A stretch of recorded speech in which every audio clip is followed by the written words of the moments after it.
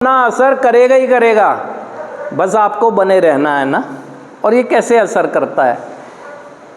हम जितने भी फेलोशिप में आज के दिन उपस्थित लोग हैं, जब इस फाउंडेशन में आए उससे पहले की जिंदगी को चिंतन करें। क्या अनुशासन था हमारे जीवन में? क्या अपनी भावनाओं के संपर्क में हम थे?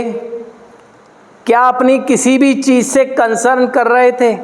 चाहे वो परिवार हो, चाहे कार्य क्षेत्र हो, चाहे वो समाज हो, या कोई भी उससे अलग की चीज़ हो, किसी चीज़ों से कंसर्न नहीं कर रहे थे जबकि खुले वातावरण में थे। वो क्यों नहीं कर रहे थे? क्योंकि हमारा मस्तिष्क जो था वो पूरी तरह से हाईजैक था, है ना।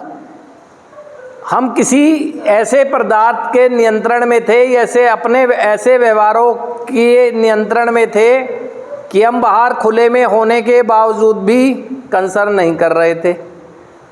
कार्यक्रम में आए, पहला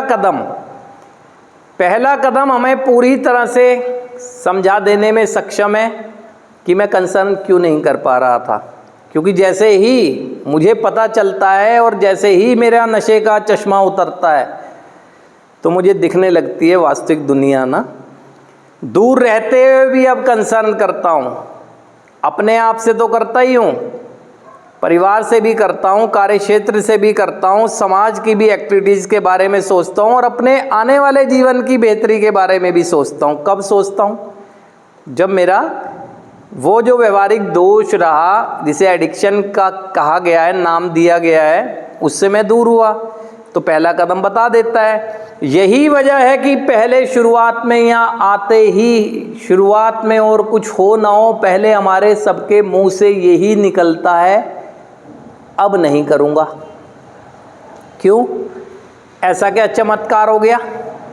इतनी अल्प अवधि में ऐसा क्या चमत्कार हो गया कि चाहे झूठ ही सही, बोल तो रहा हूँ ना इसी मुख से कि अब नहीं, चाहे सिचुएशन में ही क्यों ना बैठा हूँ, बोल तो रहा हूँ ना कि अब नहीं। उसके बाद मुझे दिखने लगता है कि मेरा जीवन कैसे अस्त व्यस्त हुआ जब देखता हूँ कि क्या मेरी शरीर की दशा हो गई, क्या मेरी मानसिकता हो गई, किस तरह से मैं परिवार में तहस नहस कर चुका हूँ, किस तरह से मानसिक उत्पीड़न और भावनात्मक उत्पीड़न कर चुका हूँ, किस तरह से कार्य क्षेत्र में मैंने अपना ग्राफ गिरा दिया है, कैसे मैं सामाजिकता से बिल्कुल हट चुका हूँ। जीवन की अस्त व्यस्तताएँ दिखती है।